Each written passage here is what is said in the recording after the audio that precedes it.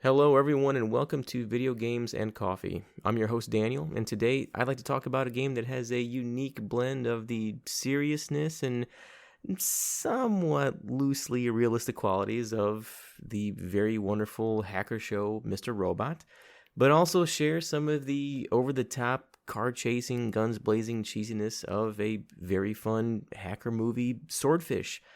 If that kind of game sounds right up your alley, then please stick around and join me as I talk about 2014's Watch Dogs.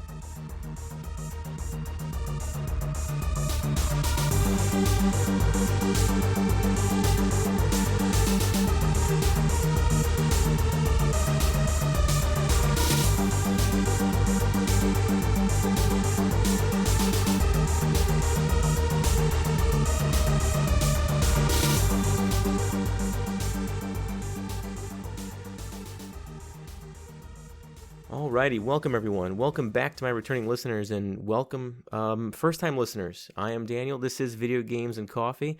It's been a little bit since I put out an episode. Started a new job. The dust has settled. There's a new day-to-day. There's a sense of normalcy now. I can prioritize and I know what I have to do. I know when I'm able to and not able to dedicate time to the podcast as far as writing and recording. So I'm back on a regular schedule, and I've mentioned this before in my earlier episodes that it takes a lot of writing. I do write a lot for each episode. My first ones, it was pretty much word for word because I'm just not good at improving. I'm just not good at just flowing and winging it. Those of you that can do that on your own podcast, I'm very envious of you. I cannot. So I'm trying to sharpen those skills, hone that craft, and I'm actually winging this right now. So I'm trying very hard to just keep the words going and making sense and not feel like I'm rambling on. So I'm very glad to be back. And I actually, during the time, I didn't get to play much in the last a few months, but I did get to play one game, the game that I'll be talking about here, Watch Dogs from 2014, the first one, because there are of course three now, and I got into it by a complete accident. I'll cover that in a few minutes here, but yeah, I didn't get to do much playing, nothing new. If I did get a little bit of downtime, of course with the new job and all the learning that goes along with it, and the particular field that I'm in, all my concentration had to be on that. But like I said, there's some normalcy now, and everything's good. And here I am back in front of the mic when everybody else in the house is sleeping. So yeah, the only game that I actually did get to play, if I got to play anything, it was usually something that I've already played, just to kind of just to go through the motions, just to scratch an itch. But then I picked up, I started playing Watch Dogs, the first one here, the 2014, by complete accident. I didn't want to play, not that I had anything against it, but it didn't feel like a game that I would have enjoyed. It very much felt like Grand Theft Auto to me, and in many ways, it is. And to be completely honest, I'm not really a Grand Theft Auto fan. And it took me a few tries to get into Watch Dogs. But I got into it because I actually picked up Watch Dogs Legion 3, the third one. I picked that up for a song on PlayStation. The Platinum, I think it's the Platinum Edition is what they're calling it. It's like $120. I picked it up for like $29. And I know it was, a lot of people said good things about it. And when you get $120 game for that much money off, I'm all in. So I picked it up. But being the person that I am, I cannot start a trilogy or franchise or story out of order. I have to go in chronological order, whether the games are connected or not, or it could be anything, movies or books or something. It doesn't matter. I have to start at the beginning. So I picked up Legion. Haven't even started Legion. I don't even know what it looks like. All I know is that it's set in London, so that's it. So I just went ahead. I dedicated my time. I was like, okay, I'll start at Watch Dogs, and I'll go Watch Dogs 2, and then I'll make my way up to Legion. It took me, I struggled a bit at first. It took me a few tries to get into it because, like I said, I'm not really a Grand Theft Auto fan. However, once I picked up Legion and I committed, and I got about an hour into the first one because I for some reason I really wanted to play Legion because it looks really good, and I felt like if I'm going to start playing the first, I'm like, let me just get through this just so I know what the game's about. I was really enjoying it after about an hour or so of playing it. I got a bit more excited about it. And I ended up really digging the story. The main character, his name's Aiden Pearce.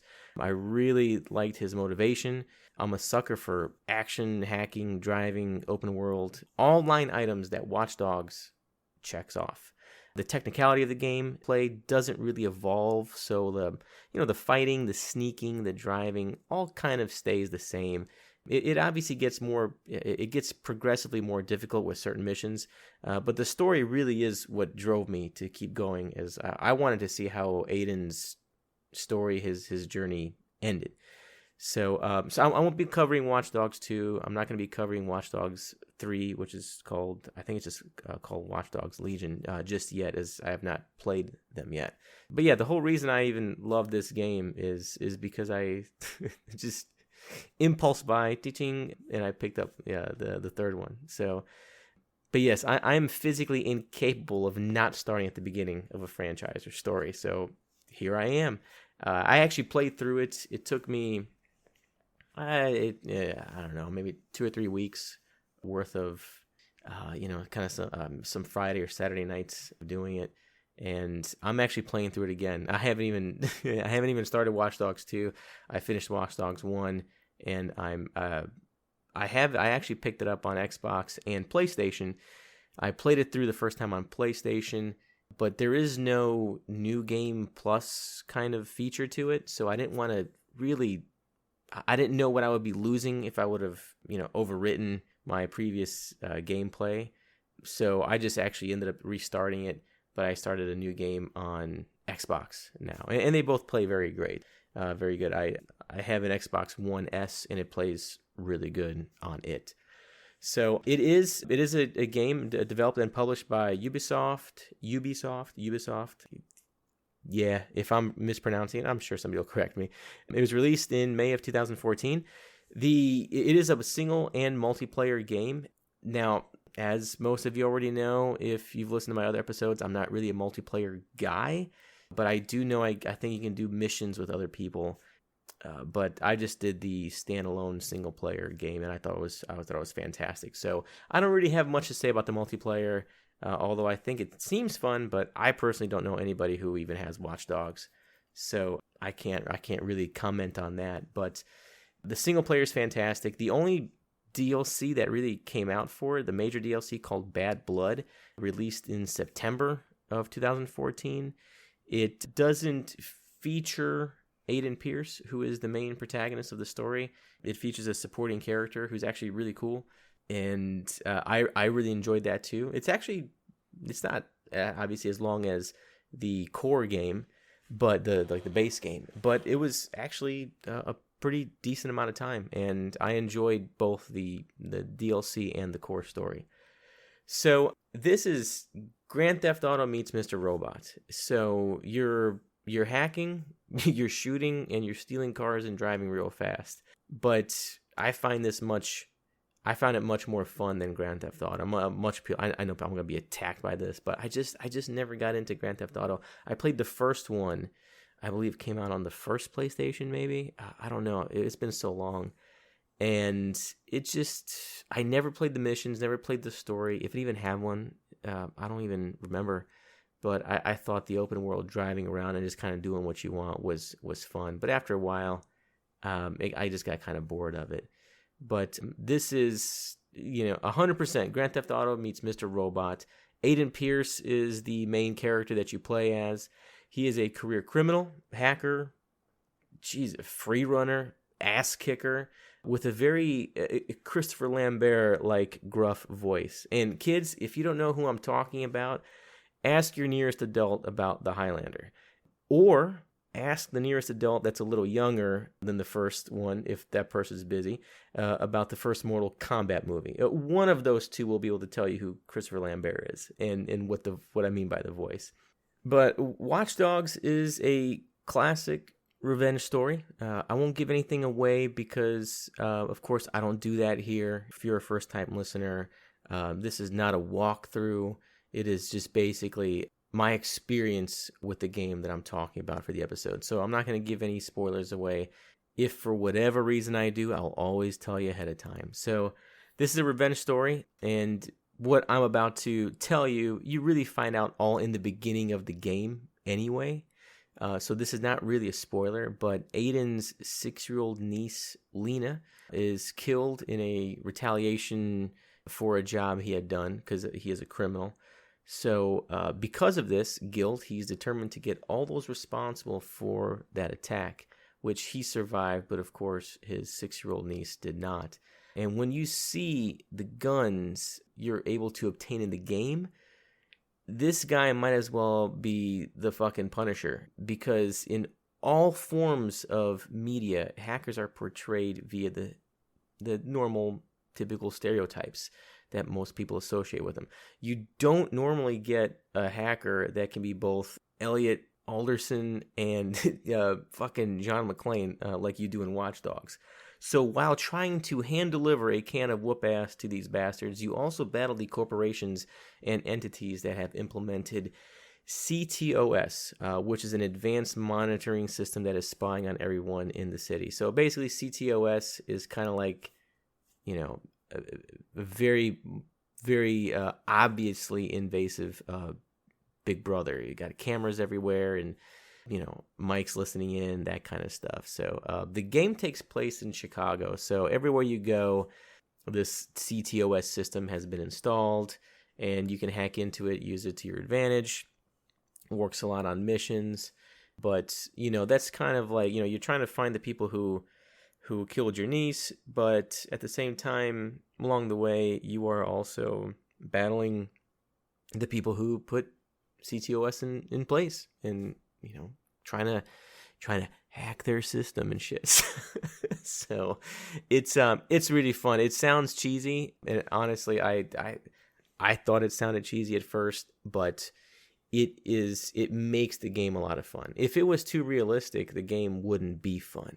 People see hackers as like just being able to, sit down and bang away at a keyboard and just do crazy shit just out of nowhere, effortlessly. So this game doesn't go into the realism of what it actually takes to, crack a system. But, while some of the concepts that they talk about is okay, because I am in IT, so I do understand, what the game's about and how hacking works. It's very unrealistic, but the concepts are there. It's just the method of doing it, and at the speed that they do it, that's what's really, really unrealistic. So it would make it extremely boring if they went too realistic on the hacking. So I understand, that very kind of over the top part of it. So some of the actors, Naom, I don't know. It's Noam Jenkins. I'm sorry for mispronouncing that. If I have, he plays Aiden Pearce. He's been in many TV series. He's also in Far Cry 6.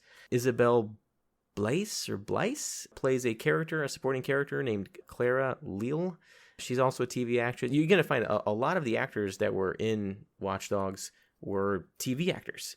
There really isn't anybody who's been in, big blockbuster movies, which, I kind of like. I do like when I can't really recognize the voice of an associated actor to whatever this character is, because it allows me to, in my head, think of them in a completely kind of clean slate, without any type of opinion of their work from before. So Daniel Cash is a character named Damien. He plays a character named Damien Brinks, who's kind of one of the game's jackholes that you end up hating.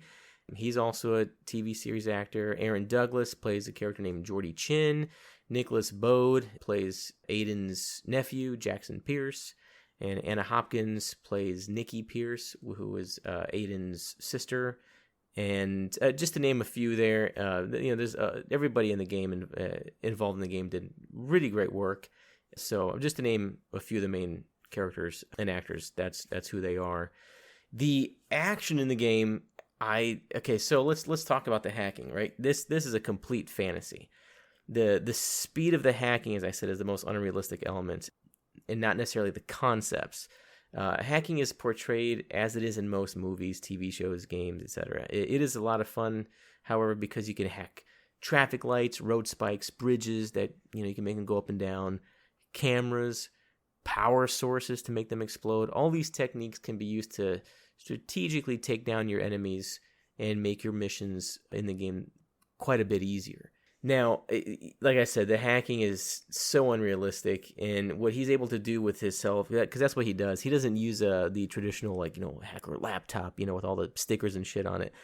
He uses his phone. So he hacks with his phone. He'll hack a traffic light faster than it takes me to unlock my phone, find the app that I want to open, and have it open up. So it is poof. You blink an eye and a light turns green when it was red, and vice versa, and he makes a bridge go up with the quickness. It's fucking crazy, man. But like I said, it's a lot of fun without the very complete, over-the-top hacking in the game. It would not have been as fun as I thought it was. So I loved it. The driving, I like that too. The driving is pretty good. Each vehicle handles differently. They also have different levels of durability, so be mindful of your mission and what you might have to do with your vehicle. Choose something strong and durable if you need to ram someone off the road. Motorcycles, to me, are the zippiest and most fun to traverse the city or the entire map. The fighting and gunplay, there are a lot of guns in this game, a lot of weapons that you can choose from, and they will all have their strengths and weaknesses. For sneaky missions where you want to be, you want to go quietly, make sure you get the pistol with the silencer equipped. If you don't care about stealth, pick the loudest, most Hoss Rambo machine gun you can find. As for melee, hand-to-hand combat, there isn't much of that at all. Aiden has a pretty badass expandable baton, but you only get to see him use it when you approach an enemy and press circle or B, I believe. Those are the two buttons on both PlayStation and Xbox. So whatever controller you're using, it goes into a short cinematic of him taking down that person with the baton. You don't have any control over it at all, but the gunplay does make up for it. I kind of wish that there was a little bit of melee though. So if a little more button mashing, because if you sneak up on someone, or hell, you don't have to sneak up on them. If you're right in front of their face, it'll say, takedown, press this button. You do it, and he immediately goes into it. I would have liked to hit a couple more buttons to put a few more, a few more hits to the face. But it's still a lot of fun. The map, Watch Dogs takes place in Chicago, which is where actually I'm from, and I love how Ubisoft has portrayed it. I get that they can't copy a lot of the city's art, such as the architecture or sculptures. I'm sure due to not having the rights to use someone else's work in the game, but I really dig what they were able to accomplish and I get what they tried to do. Millennium Park is a wonderful, beautiful park in downtown Chicago, and it's right by Lake Michigan. That's a pretty fun place to visit in the game. And I get that it's supposed to be Millennium Park, even though they did switch it up quite a bit. So actually, every area looks and feels completely different. And that's something I love when developers do. When a very large map feels the exact same end to end, it takes me right out of the game.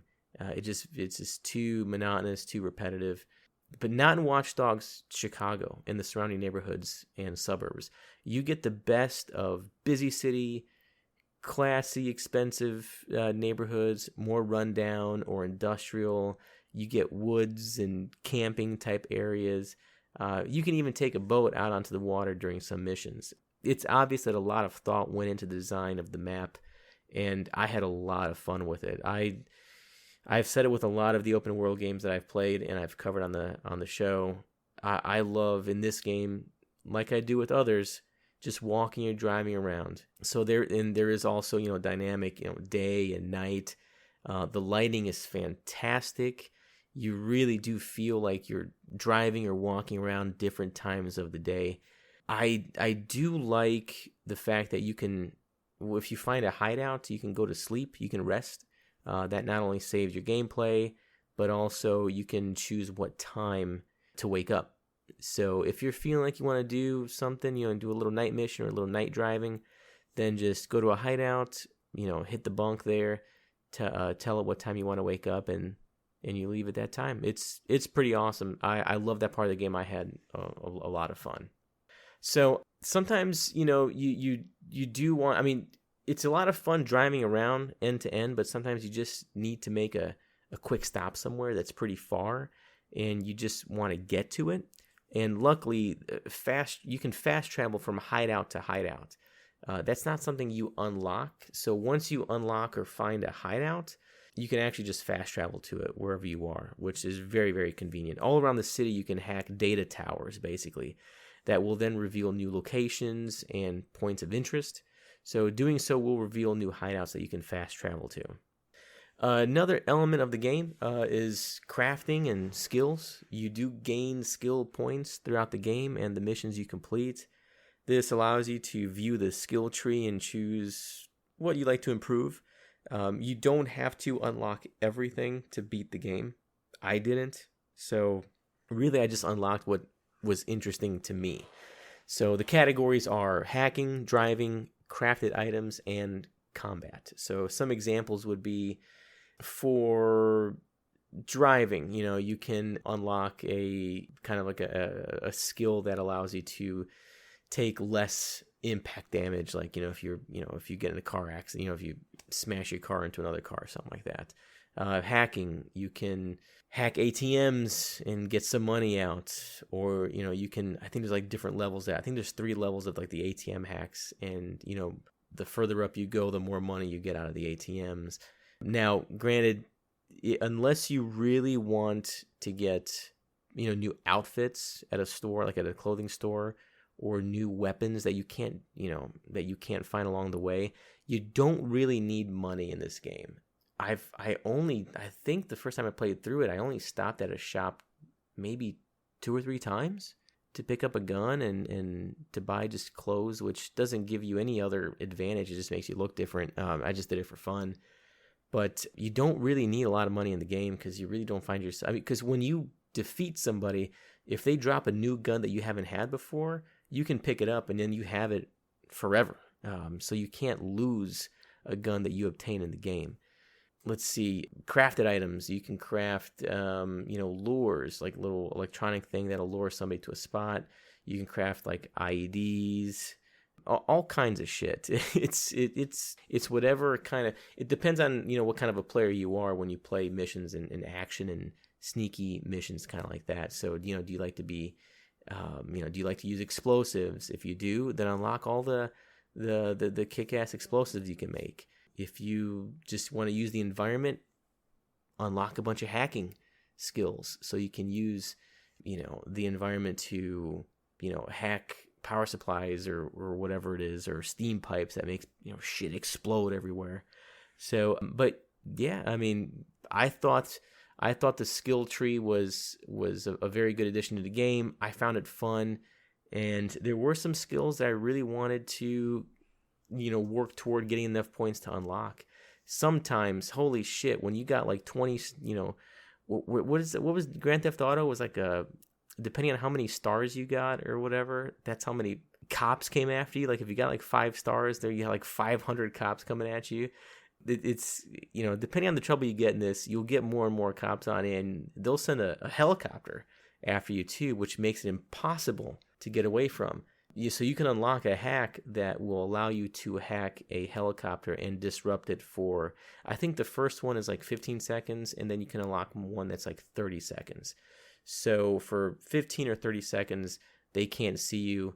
gives you a good amount of time to try to get away and hide, and I found that to be very, very useful. So you'll see what parts of the game are difficult, and you'll get what you want to unlock in the skill tree. So getting away from any enemies that are coming at you or cops or whatever, you can hop in and out of cars. You can pull people out of their cars just like in Grand Theft Auto, get the fuck out, and you get in and take off. They can call the cops on you, that kind of shit too. But you can pull over and hide in your car. You can hit a button that actually hides in your car. So you turn it off, you lay down in the seat, and whoever's looking for you can might very well pass you up. So little details, little elements like that of the game really made it very challenging and very unique. So again, another reason I really enjoyed this more than the Grand Theft Auto games. So I feel like I'm really bashing Grand Theft Auto, and maybe I should give it a shot again now in present day.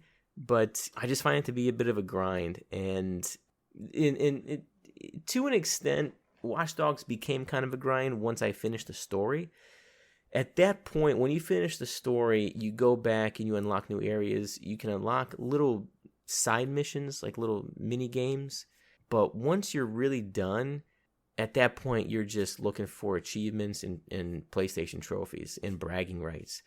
It's still fun, but to me, the biggest fun of the game was what is next? What's Aiden going to do next? What's he finding out next? How much further is he into, exposing whether it's the people who order the hit on him, corruption, that kind of stuff, corruption in the city, that kind of stuff. I maybe played a couple of hours of Watch Dogs after I completed the story the first time, before I just wanted to play it again, because I wanted the story again. So then I started it on Xbox. But yeah, it does get to be a bit of a grind afterwards. But every open world game, non-linear open world game does that at some point. But it makes it no less fun.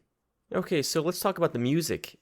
Brian Reitzel composed the original music for the game, and there are also a number of licensed songs you hear in-game as well via what's called the Song Sneak app on Aiden's phone, where once you unlock a song, you can play it in-game whether you're driving or just running around.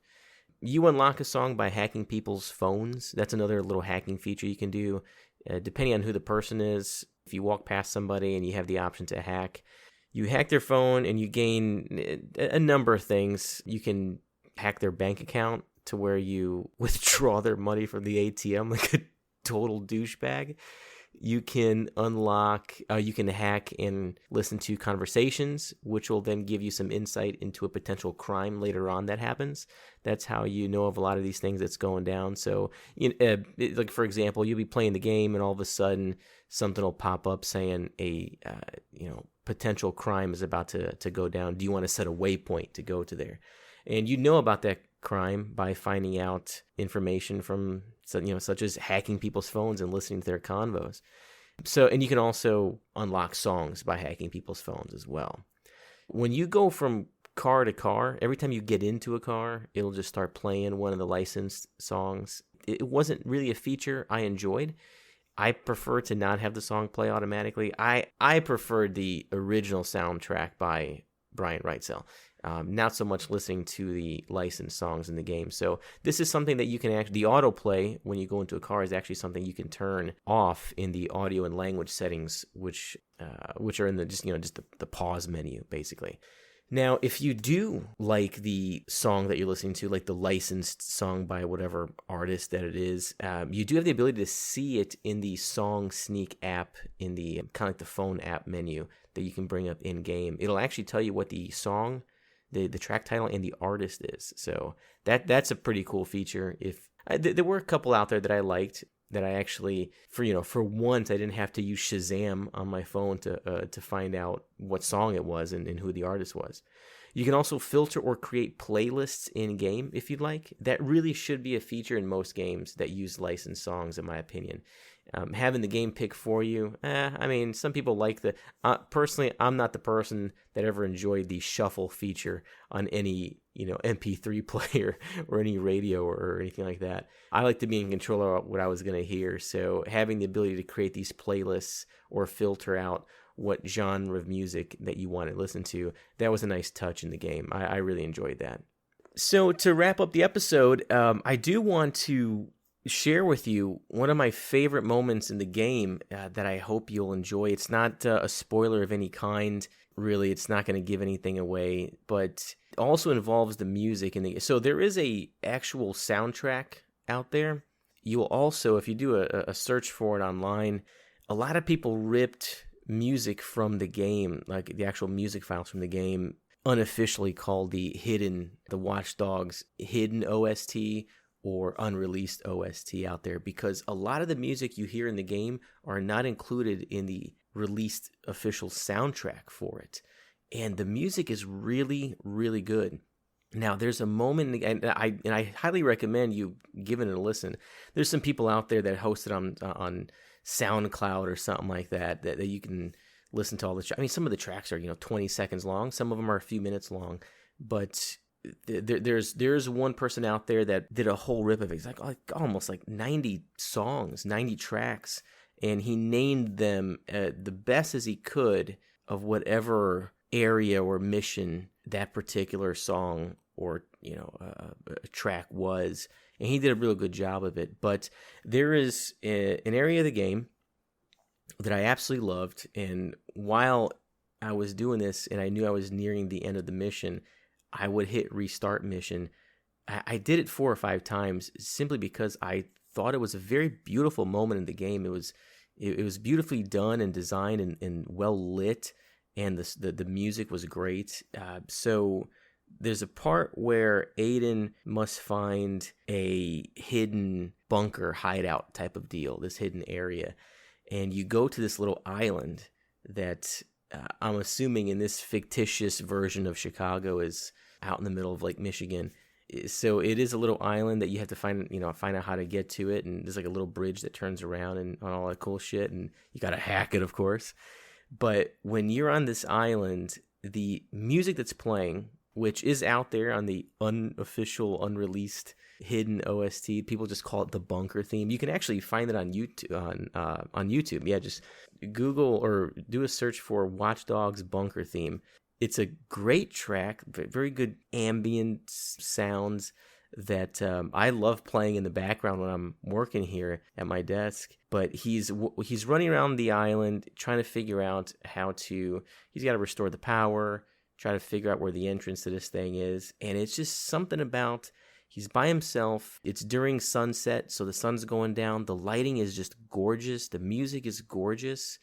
And it's just a really beautiful and very uplifting portion of the game. And it's something so simple. It's only 10 minutes or so, but I really enjoyed that part of it. And hearing, I listened to the track online when I first found it on YouTube, because I searched for it. I was like, this is not in the soundtrack. Where is the bunker theme music for Watch Dogs? And seeing a lot of the comments from the players agreeing with me. They think, they're saying this, not that I commented on there, but they also think the same thing. This was a very beautiful moment of the game. It was a lot of fun, and they enjoyed playing it as well. So I'm curious if you have played it or if you will play it, what you thought of that moment as well. It's honestly, I think it's my favorite part of the game. As lame as it sounds, there's no action at all. You're just running around looking for a few areas to unlock this secret hideout. That was my favorite part of the game. I loved it. And when I played it all the way through again, or I'm halfway through it, I reached that moment again, and I had to restart the mission a bit, because I don't think you're able to redo missions or revisit them until you complete the entire game. So since I'm about halfway through the Xbox version of it, I won't be able to revisit this until I actually finish it. I mean, I can do it on PlayStation, of course. But yeah, I just kept restarting it because it's a lot of fun. I love it. The little banter he has back and forth with Clara on the phone, on the radio that he's on. It was an uplifting moment, and I'm wondering if you'll think the same thing as well. But that's what I thought of Watch Dogs. I love the game. starting to be a big fan of the franchise. I need to play Watch Dogs 2. I need to play Watch Dogs Legion. I don't know why I do this, man. I play a game and I like it and I just play it 48 more times through instead of moving on to something new. But, I did buy Watch Dogs 2 and 3, and it's a waste of money if I don't play it, so it needs to happen. But I'll get around to it, and I will absolutely do an episode on each of those. So I hope you enjoyed this episode going over 2014's Watch Dogs by Ubisoft. Please comment, let me know, reach out, tell me what you thought. I always enjoy hearing what your experience was. Of course, that's what this show was about, is just me letting you know what my experience was with a particular game, whether it was good, bad, or indifferent. It's all about just getting in a little headspace and having that little bit of escapism from the real world. So, but there you have it. This was episode 15 and 16. Don't know what that's going to be about yet. I have a couple of ideas. I have been toying with the idea of maybe doing an episode on not just a game, but maybe a game console. I actually thought of that when I scored a PlayStation 5 a few months back, miraculously. And I don't know, I feel like everybody does a review of some kind on the consoles. There aren't many consoles out there, but there are millions of people doing reviews on the same 3-4 platforms out there, PC, Xbox, PlayStation, and Nintendo. So I don't know if I'm going to do it, but of course it's whatever you would like to hear. If you would like to hear something outside of the normal content subject matter, as far as maybe a piece of hardware, a particular console, gaming setup, anything at all, please let me know. But I think I might try to stick to the normal format and content, which is just going over a game per episode. But hey, you never know. Thank you very much for my returning listeners. Thank you very much for my new listeners. Thanks for sticking out with me. Jesus, we're on minute about 40 now before editing. This was actually it was very unscripted. I read off of, I have some notes on what I want to cover, but this episode I actually winged it more than usual. So hopefully it turned out okay, and hopefully I didn't ramble as much as I was afraid I was going to. But thank you very much, everybody. I'll talk to everyone soon. Stay safe, have fun, and take care of each other. And I'll talk to everyone next time.